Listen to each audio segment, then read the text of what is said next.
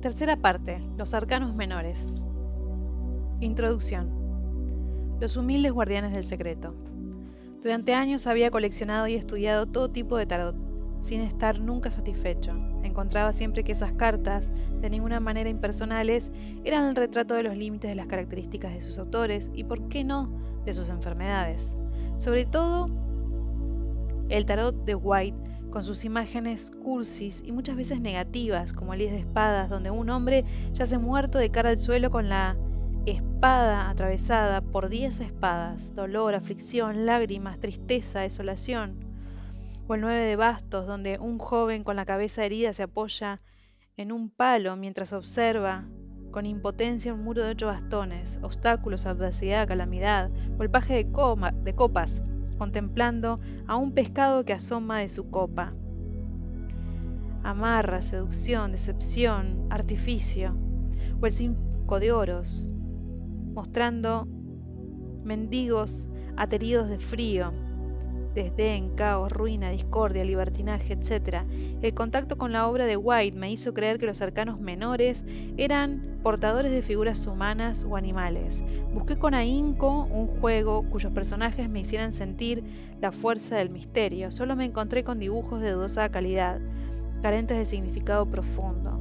A pesar de aceptar que el espíritu humano posee una capacidad admirable de la abstracción y de concreción, y que todo sistema de objetos y diseños es capaz de leer simbólicamente lo que quiere e introducir en cada uno de ellos las ideas que le convienen, esas torpes cartas nunca me dieron la posibilidad de cargarlas con un contenido importante. Por un azar que me atrevo a calificar de milagroso, uno de mis gatos hizo caer de mi biblioteca el tarot de Marsella. Todas las cartas se esparcieron boca abajo por el suelo, menos el as de copas, que se dio vuelta. A causa de la sorpresa, mi atención fue literalmente tragada por ese dibujo, y de golpe descubrí en él un significado profundo, sagrado. Dejó de ser una copa con sus 7 torres, la de en medio decorada con un círculo de 9 puntos, como el eneágono de los místicos sufíes. Era un templo que parecía pedir que desterraran los tesoros que guardaba. Era el cáliz de la misa, conteniendo la sangre del Salvador, la plenitud interior que los humanos siempre han buscado. Se me presentó también como un sano sepulcro donde se encierra al Dios encarnado para que renazca como ser de luz. Fue asimismo el atanor alquímico, una matriz donde se opera la transmutación física y moral. Entre haz de copas lleno de la inmensidad inagotable del amor divino, ofreciéndome el espíritu del mundo, el espíritu de la vida, se me convirtió en espejo. Su mensaje: tú también eres un receptáculo sagrado.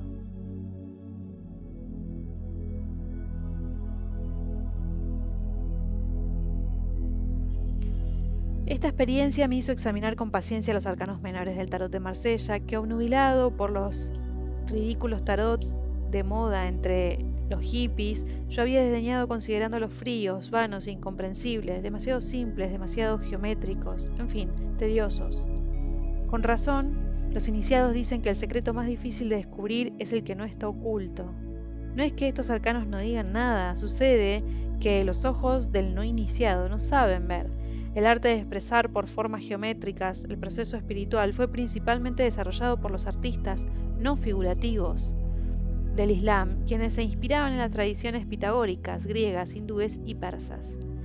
Si bien el Corán no prohíbe representar seres animados, toda una serie de preceptos tradicionalmente atribuidos al profeta, los hadís, los han condenado. En el día de la resurrección se infligirán los más terribles castigos al pintor que haya imitado a los seres creados por Dios. Citado por André Pacard en Bukhari Le Maroc. A causa de esta prohibición, todo el arte musulmán es exclusivamente geométrico y decorativo. Para comprender estas 40 cartas, me fue necesario observarlas largo tiempo, comparándolas las unas con las otras, notando bien lo que las asemejaba y lo que las diferenciaba, buscando qué mínimo detalle rompía la simetría hasta llegar a sentir a cada una de ellas con su propio ser. En esta expresión geométrica de los arcanos menores hay dos excepciones, el 2 de copas y el 4 de oros. En el primer vemos la representación de 2 peces y al ave fénix acompañada de 2 ángeles, uno de ellos probablemente ciego. El 4 de oros, el fénix, que antes fuera rojo, se ha tornado en amarillo y está surgiendo de una hoguera. La referencia alquímica es directa. En la gran obra, el fénix rojo representa la tercera etapa, la rubedo, la aurora que es madre del sol y que anuncia al fin la noche. El ángel ciego puede representar la primera etapa, la obra en negro, el nigredo, la materia prima, y el otro ángel la segunda etapa, el albedo, la purificación. Así, la aurora anuncia en su rojez extrema el fin de las tinieblas, simbólicamente la muerte. El fénix amarillo representa la misteriosa cuarta etapa, citrinitas, símbolo del aire, del día, del ser de luz, la inmortal conciencia cósmica. Por el hecho de que la leyenda, el fénix, renace de su propia destrucción y así se prolonga indefinidamente, fue considerado por los cristianos como un emblema de la eternidad, de la perpetuidad cíclica, del Cristo resucitado, de la transformación de nuestra condición terrestre y pasajera en un estado inmutable más allá de la muerte. Los 2 peces pueden significar la recepción del amor divino. En los Evangelios, Mateo 14, 17, 21, Jesús, para alimentar a la multitud que lo sigue, multiplica 7 panes y 2 peces. Más tarde, después de su resurrección, el Cristo llama a 7 de sus discípulos y les ofrece un pan y un pez. Venid y comed. Juan 21, 12, 13. Estos relatos han contribuido a darle al pez simbólico su significación eucarística. Cuando se representan 2 peces juntos, aquello quiere decir el banquete en compañía. El 2 de copas, acumulación de la energía amorosa, promete el fin de las tinieblas, de la soledad y la recepción del ilimitado amor divino. El 4 de oros, símbolo de la perfecta encarnación, promete la vida eterna. Comprendí que el verdadero estudio del tarot comenzaba por los arcanos menores, continuaba por las figuras y acababa en los arcanos mayores. Cuando en los otros tarot aparecen representaciones de seres animados, la comprensión es desviada por la edad de los personajes, su sexo, sus gestos, las expresiones del rostro. Es muy difícil por proyecciones personales cargarlos de significados poco profundos. Por el contrario, la proyección personal de los arcanos menores se hace a primera vista imposible. Si nuestros ojos se han ejercitado desentrañando el significado de los arcanos menores y las figuras, los arcanos mayores se nos presentan bajo su verdadero aspecto, que es sagrado.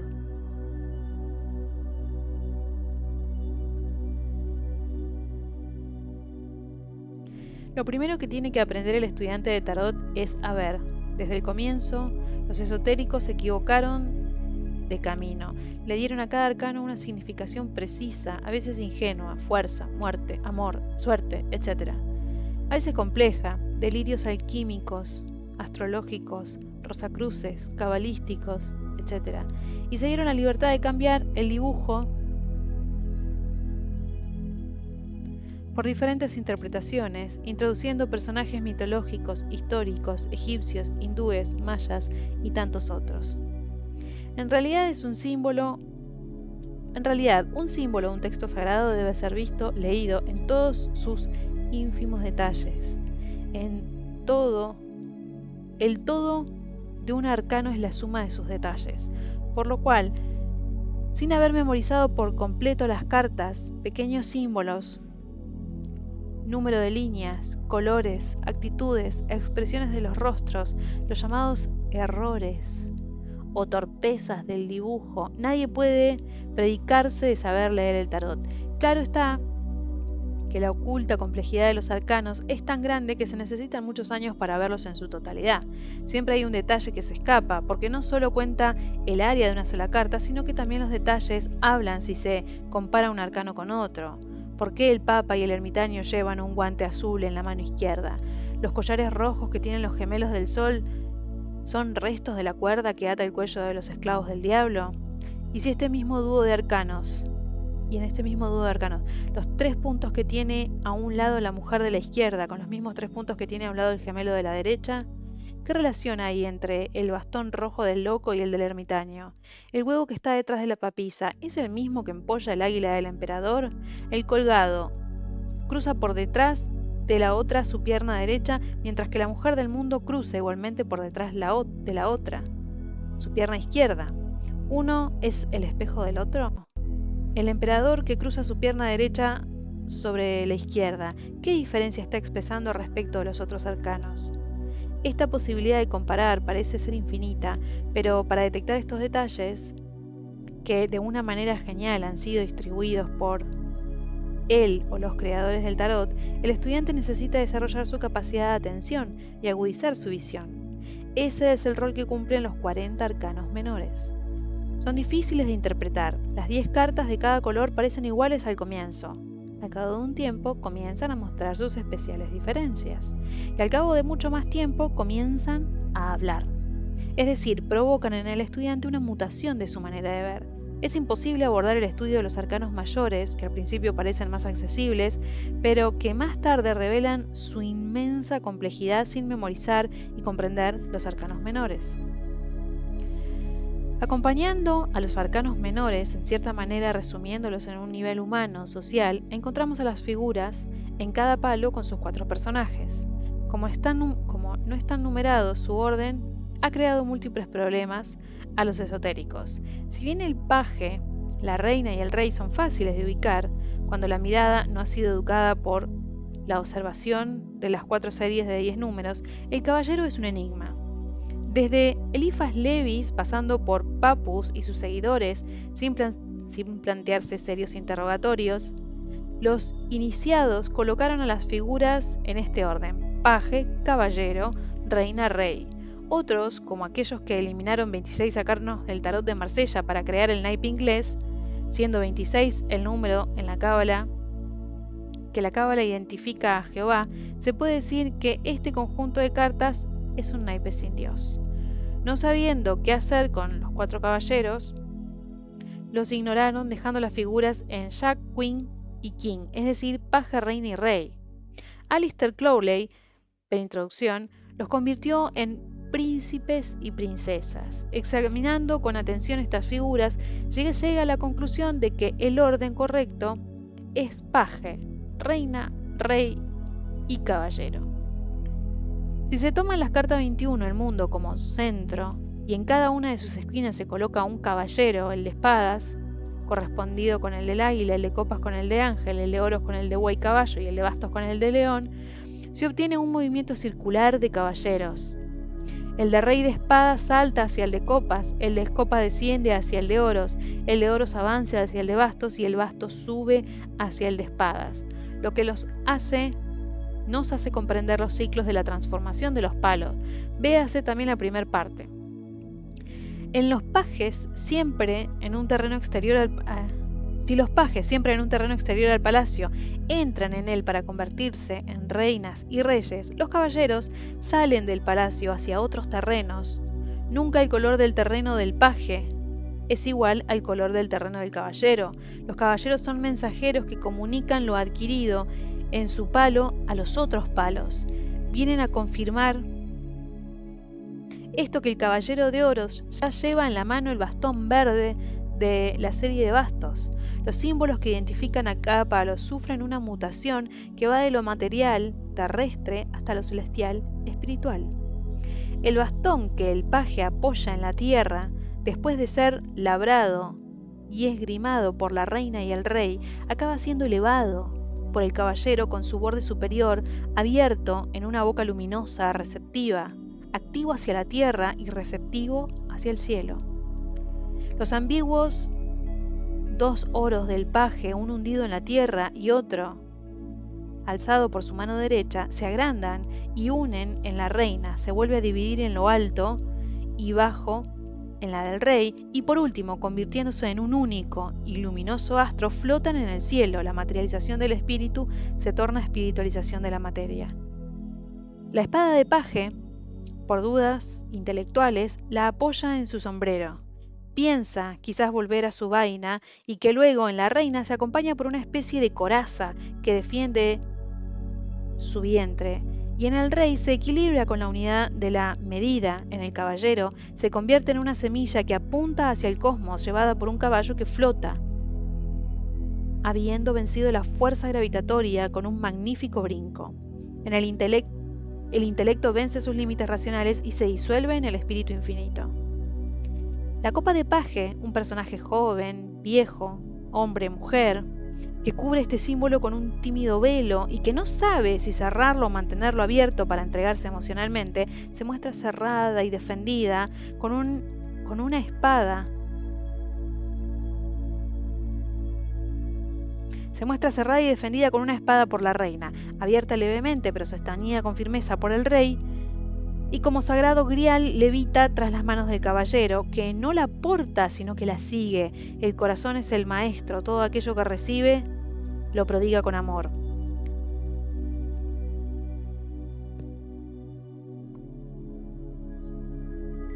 Primero están las leyes misteriosas del universo, luego el ser humano, con su espíritu limitado. Lo que no comprende lo transforma en supersticiones, en religiones, en símbolos. En la naturaleza se encuentra, repetida incontables veces, la fórmula de 4 elementos, 3 iguales y uno diferente.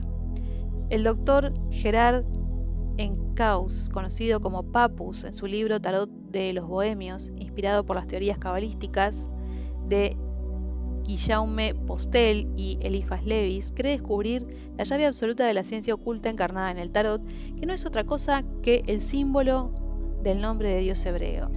Cree que este nombre, compuesto de 4 letras, da a los mortales que descubren su verdadera pronunciación la llave de las ciencias divinas y humanas. Esta palabra, que los israelitas no pronunciaban jamás y que el gran rabino decía una vez al año en medio de los gritos de su pueblo, se encuentra en la cima de todas las iniciaciones, brilla en el centro del triángulo radiante del grado 33, franco-masón, y se extiende en el portal de las viejas catedrales. Está formada de las letras hebreas Yod, He, Vav, He. Esta última, He, es repetida 2 veces. A cada letra del alfabeto hebraico se le atribuyen un número, así es que Yod vale 10, He 5, Vav 6. El valor numérico total de la palabra Yod, He, Vav, He es 26. Papus cree que esta palabra recuerda, por su constitución misma, los atributos de los hombres que han dado a Dios. Me parece que el error de Papus es considerar que el tarot ilustra este cuarteto y por lo mismo hace que los arcanos se conviertan en sirvientes de la cábala hebrea, palabra que significa lo que es recibido, lo que viene de más allá, lo que pasa de mano en mano. La clave del tarot, para él, es Jehová. Sin embargo, las cualidades de la divinidad existen mucho antes de que el ser humano aprenda a hablar y a escribir. La ley matemática existe mucho antes de que nazca el idioma hebreo. El tarot no ilustra a la cábala, más bien es el retrato del universo. Hablamos de un lenguaje óptico que quizás por retracción contra el fanatismo literario se opone a un lenguaje oral. Para Papus, Yod representa el principio de las cosas, la afirmación absoluta del ser por sí mismo, la yo-unidad, imagen de la masculinidad del Padre. Yod es el lenguaje óptico del tarot, es representada por los reyes de espada, copas y oros. He es la oposición del no yo al yo, es una forma de división de la unidad, del origen, de la dualidad, de la oposición, del binario, imagen de la feminidad de la madre. Representa lo pasivo ante la yod activa, la sustancia ante la esencia, la vida ante el alma. En el lenguaje del tarot, este aspecto es representado por las reinas de espada, copas y oros. Vav nace de la oposición entre el yo y el no yo, representa la relación que existe entre estos dos principios, imagen del hijo, son los pajes, espada, copa y oros. El segundo G, puesto que más allá de la Trinidad nada existe, indica una transición del mundo metafísico al mundo físico o en general de un mundo cualquiera otro. Padre más Espíritu Santo más Hijo más Virgen María. En las figuras del tarot, esta transición se representa por el rey, la reina y el paje de bastos. Un padre, una madre y un hijo que forman un nuevo elemento, la familia. Si se dejan de lado los caballeros, que tienen la misión de transmitir el conocimiento y que alrededor del mundo giran de derecha a izquierda, se disponen los reyes, reinas y pajes según la dirección de sus miradas. Se obtiene un orden que gira de izquierda a derecha. Rey de espadas, rey de copas, rey de oros, principios activos por excelencia. Frente a la reina de oros, reina de copas, reina de espadas, principios pasivos por excelencia. Bajo ellas, el paje de oros, paje de copas, paje de espadas, la relación del activo con el pasivo. Frente a los pajes, la familia compuesta del paje, la reina y el rey de bastos. Esta familia, 4 elementos, distinto a los otros 3, donde hay 2 más parecidos, reyes y reinas, y un tercero un poco distinto, los pajes, es la semilla que contiene el gran germen del árbol futuro. Entonces, 3 reyes más 3 reinas más 3 pajes más la familia de 3 bastos. Si 26 es el número que designa a Dios, el tarot compuesto de 78 arcanos es 3 veces 26, 3 dioses. ¿Por qué no?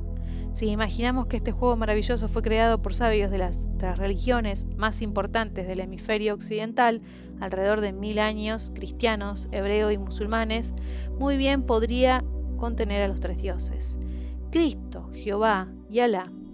¿Podríamos aplicar esto a la ley de 4?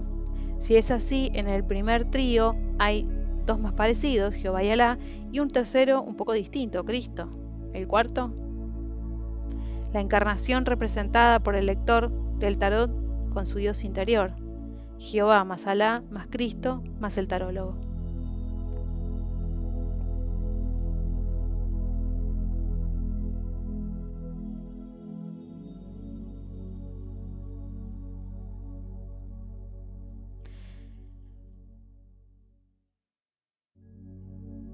Para comenzar, el estudio de los arcanos menores, como el de los arcanos mayores, se basará en una mirada del lector, pero también en la numerología del tarot y en el sistema de correspondencias entre los 4 palos o símbolos del tarot y los 4 centros fundamentales de la vida humana: intelectual, emocional, sexual y creativo, material y corporal.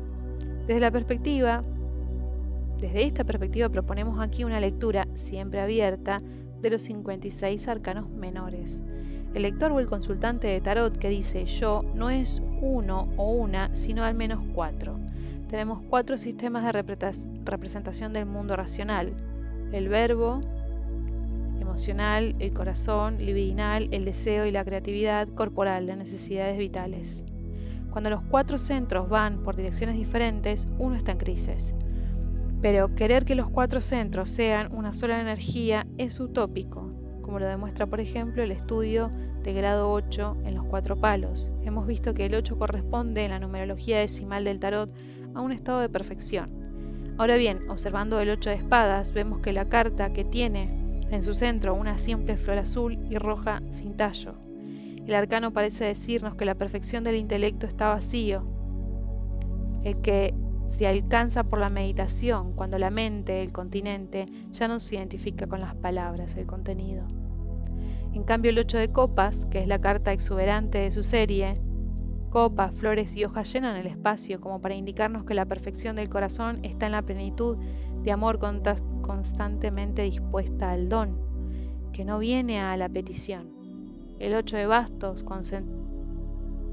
concentrado en extremo, nos indica que la perfección de este centro reside en la convergencia de los deseos de una sola acción, ya sea creativa, sexual o energética. Por último, la profusión del 8 de oros, cuyas frondas parecen extenderse serenamente en todas direcciones del espacio, nos propone sobre la pista de la perfección material y corporal, la prosperidad, la salud. Este ejemplo nos muestra que cada centro debe realizarse en su propia dirección de perfección. El corazón vacío no está realizado, el intelecto desbordante tampoco. Hemos querido representar aquí las pistas de lectura para los arcanos menores de la siguiente manera. Primero, estudiando los 10 grados iniciales de la numerología de los 4 centros en 10 capítulos en que cada palo es estudiado en relación con los demás y el estudio se basa en la observación de los símbolos.